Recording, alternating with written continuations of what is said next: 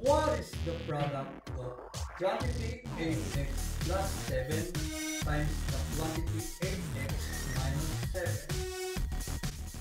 Find out the product.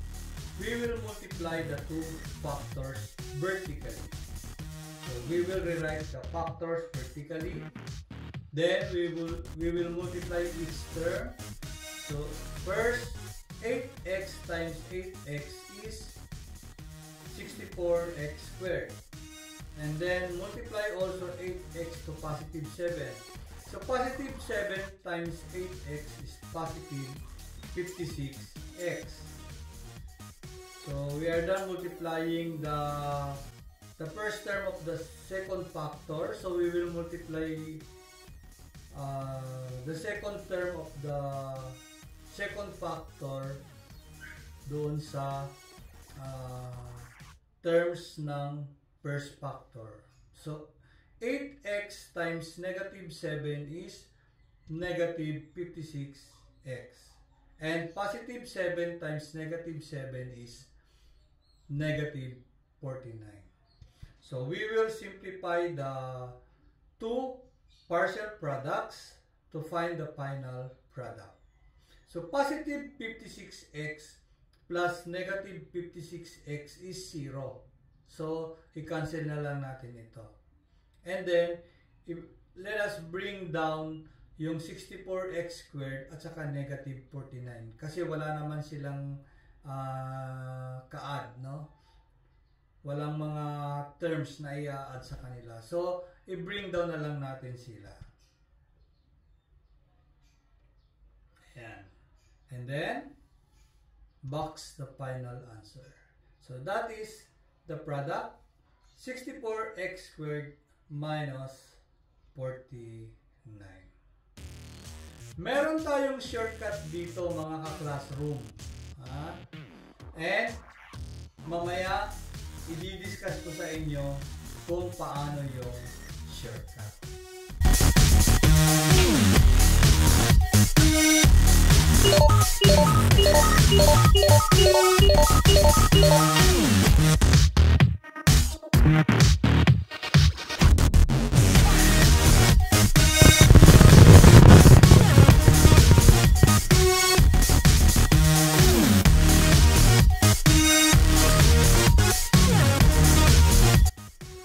Welcome to Sir Dude's Classroom.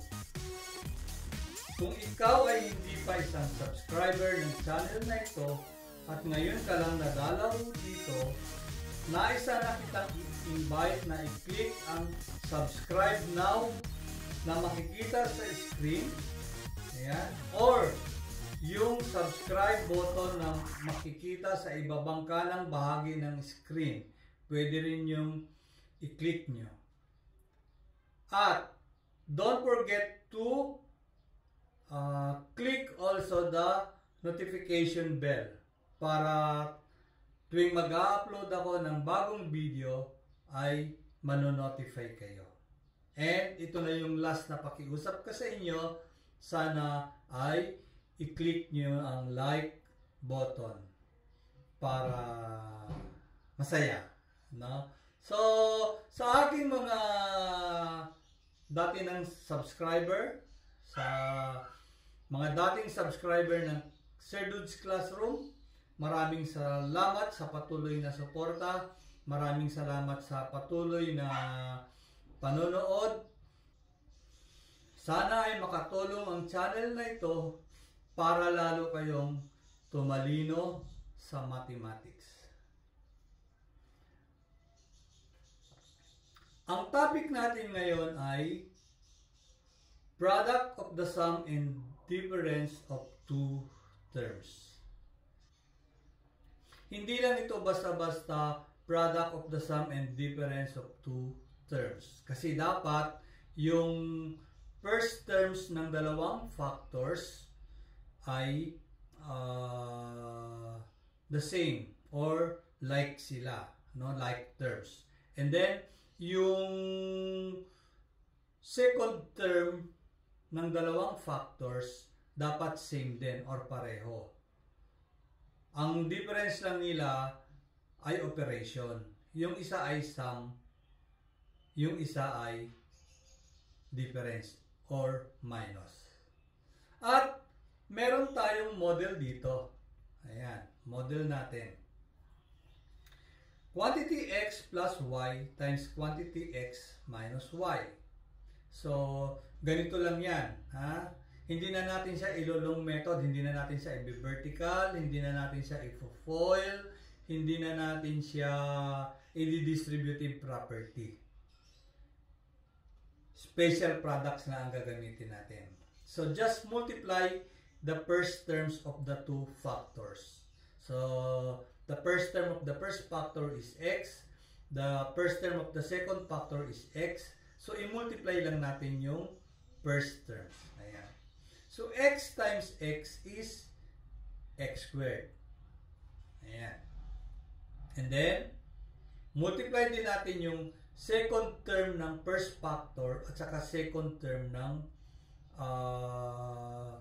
second factor. Ayan. Positive y times negative y. So, positive times negative is negative. Then, y times y is y squared. So, this is the product. Sir, ano po nangyari doon sa product ng outer at saka product ng inner? Zero na yun. No? Kasi, yung product ng outer, x times negative y is negative xy. Then, product ng inner, y times x, xy. So, positive xy plus negative xy is 0. So, mawawala na yung middle term. So, ito lang ang gagawin nyo sa product of the sum and difference of two terms. Multiply the first terms and then multiply the second terms. Let's go now to the examples of this topic. Example number 1. So we will just multiply the first terms and the last terms. So 4x times 4x, the product is 16x squared. Multiply the second terms, positive 7 times negative 7. Positive times negative is negative. 7 times 7 is 49. Ayan. So, yan na yung product. Ganyan lang ka-simple. Example number 2.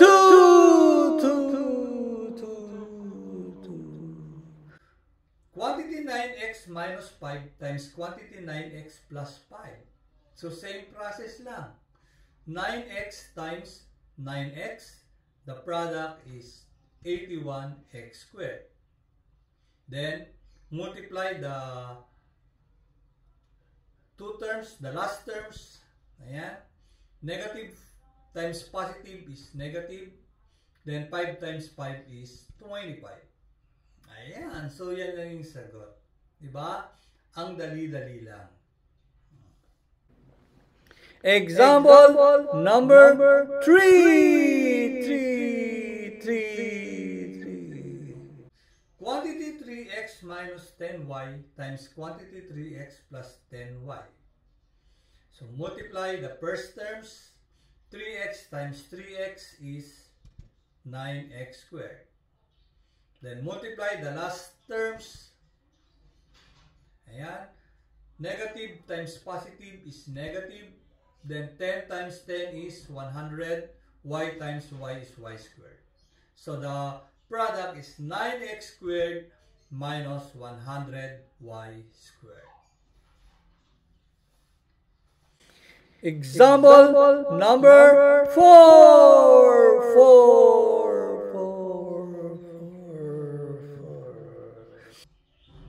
Quantity 6x cubed plus y squared times the quantity 6x cubed minus y squared. So, same terms ang first terms ng dalawang factors.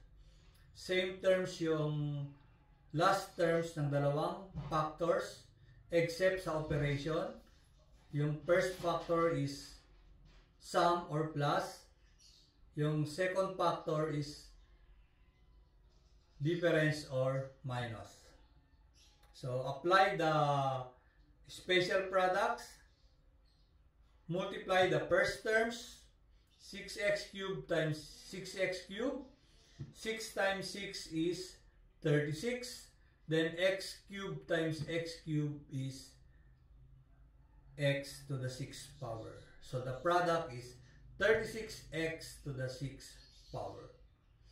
So i-multiply natin yung second terms or last terms. Ayan. Positive times negative is siyempre negative. Then y squared times y squared is y to the 4th power. So this is the final answer. Example number 5.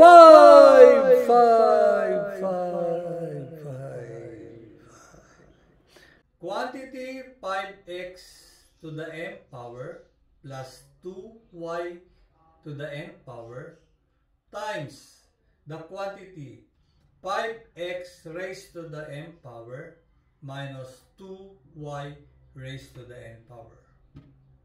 So pareho yung first terms, pareho yung last terms. Isang plus, isang minus. So pwede nating i-apply ang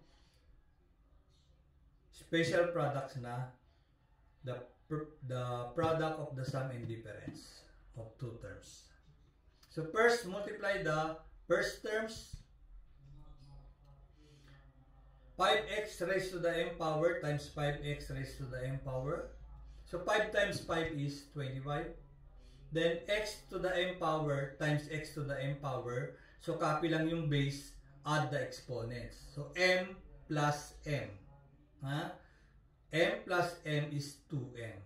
So this is 25x raised to the 2m power. Multiply also the last terms. Positive times negative is negative. Then 2 times 2 is 4. Ayan. Y to the n power times y to the n power. This is equal to y to the 2n power. So this is the product. So those are the 5 examples of the product of the sum and difference of two terms. Ngayon meron ulit tayong practice exercises. So pag na-reveal na yung question, na-flash na sa screen yung given, then i-pause nyo yung video. I-pause nyo yung video. Then pag meron na kayong sagot, i-play nyo ulit para mapanood nyo yung key to correction. Okay? So ito yung practice exercises.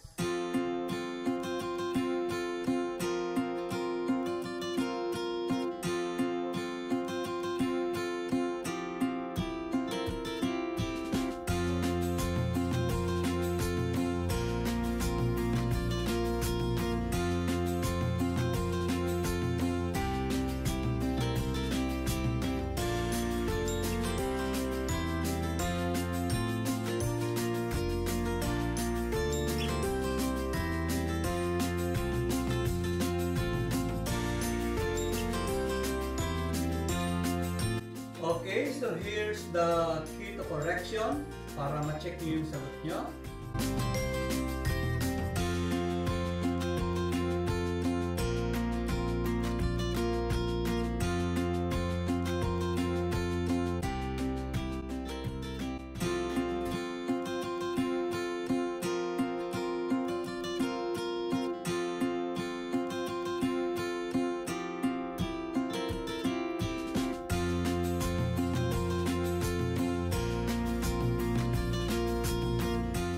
Thank you for watching this video, mga ka-classroom.